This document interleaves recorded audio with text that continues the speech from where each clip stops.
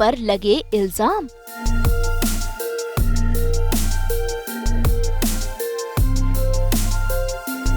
माँ बेटी में शुरू हुई बहसबाजी। तू ही पीछे पड़ी थी ना, चाहे कुछ भी हो जाए मैं दहेज नहीं देने दूंगी, इसीलिए तूने ये सब किया। दहेज का लेन देन रोकना चाहती थी। मेरा मकसद था मेरी फैमिली को क्राइम करने से रोकना, उन्हें जेल भिजवाना नहीं। अगर आपको मुझ पे भरोसा ही नहीं है, मेरी नीयत पे शक है, तो फिर मेरा कुछ बोलने का क्या फायदा?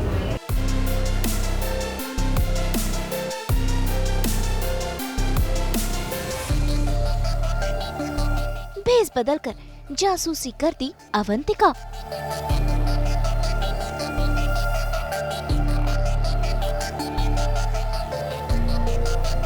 कलर्स टीवी के सीरियल डॉक्टर आरंभी में राज और नायरा की शादी हो रही थी, लेकिन इस शादी में आ गया तमाशा, जहां नायरा ने बुला ली पुलिस, क्योंकि टंडन पर लगा है दहेज लेने का इल्जाम। ऐसे में आरंभी की मम्मी को लग रहा है कि आरंभी ने ही ये सब कुछ किया है, क्योंकि आरंभी को पता था कि टंडन परिवार नायरा के परिवार से दहेज ले रहा है, और इसीलिए वो इस कमरे में पहुंची है आरंभी के साथ उसे सवाल पूछने के लिए। ऐसे में आरंभी कर रही है साफ इनकार कि उसने पुलिस को नहीं बुलाया है। हालांकि आरंभी को दहेज की बात पता थी, लेकिन आरंभी का कहना है कि पुलिस वालों को आरंभी ने यहाँ पर नहीं बुलाया है। ये सब तूने किया ना, मैंने गुनाह किया था, फिर भी तूने पुलिस को बुलाया, सबूत दिया, क्यों किया ये सब? क्या बोल रही हो? यही जो तूने किया है वो सब। क्यों किया तूने ये सब?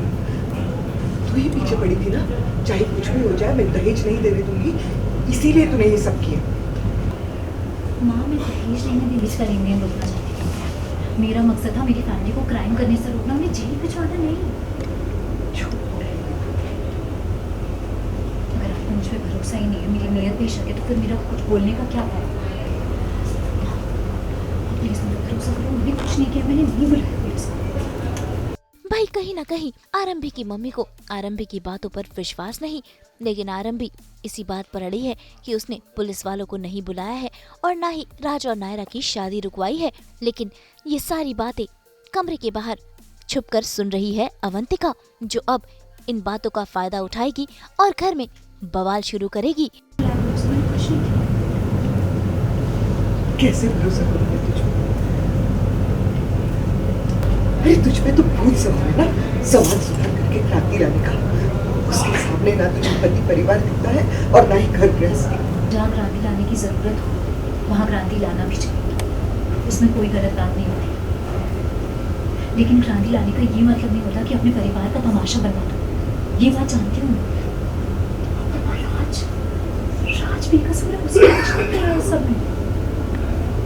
मैं ये जानती हूँ कि अगर मैं पुलिस को बुलाती हूँ तो पुलिस पहले आके मुझसे नहीं सवाल जवाब करेगी कि किसने क्या किया है। वो आके सबसे पहले सबको गिरफ्तार करेंगे और उसके बाद अपनी इन्वेस्टिगेशन करेंगे।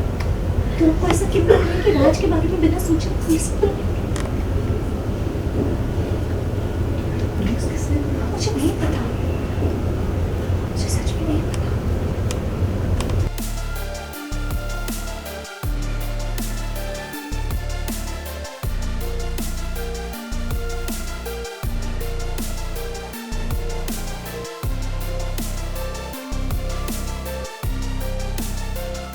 वहीं दूसरी तरफ नायरा भी आरंभी की कोई बात सुनने को तैयार नहीं। उसे तो बस टंडन परिवार वालों को जेल भेजना है। ऐसे में वो आरंभी की भी बात नहीं सुन रही। चेहरा छुपाना पड़े ऐसी घटिया और चीप हरकत तो अब टंडन ने की है।